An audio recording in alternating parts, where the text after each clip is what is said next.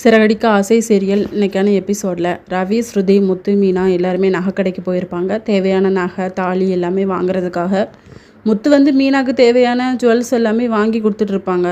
அப்போ ரவி சொல்லுவாங்க, என்ன அண்ணி கேட்காம நீ வாங்கி கொடுக்குற அப்படின்னு சொல்லும்போது, பொண்ணுங்கள்லாம் கேட்க மாட்டாங்க, அதுவும் ஏன் பொண்டாட்டி வாய் திறந்து கேட்கவே மாட்டா, அதனால தான் நான் எல்லாம் பண்ணுறேன் அப்படின்னு சொல்லிட்டு பில்லெல்லாம் பார்க்கும்போது மீனா சொல்லுவாங்க, நம்ம வேணால் சில நகையை கொடுத்துர்லாங்க, இவ்வளோ அமௌண்ட்டு நம்மளால் முடியாது, பட்ஜெட்டில் இருக்காதுல்லன்னு சொல்லும்போது, என்கிட்ட இருக்குது நீ கவலைப்படாத அப்படின்னு சொல்லி எல்லாமே வாங்கி கொடுப்பாரு.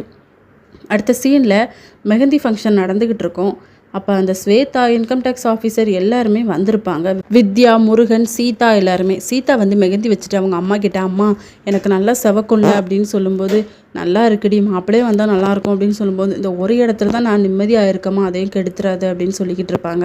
அதுக்கப்புறம் ஸ்வேதா கிட்ட வந்து நம்ம ஸ்ருதி சொல்லுவாங்க, அவர் உங்களே பார்த்துட்டு இருக்காரு அப்படின்னு சொல்லும்போது, ஸ்வேதா வந்து இன்கம் டேக்ஸ் ஆஃபீஸரை பார்ப்பாரு, அவர் இங்கே தான் பார்த்துட்ருப்பாரு.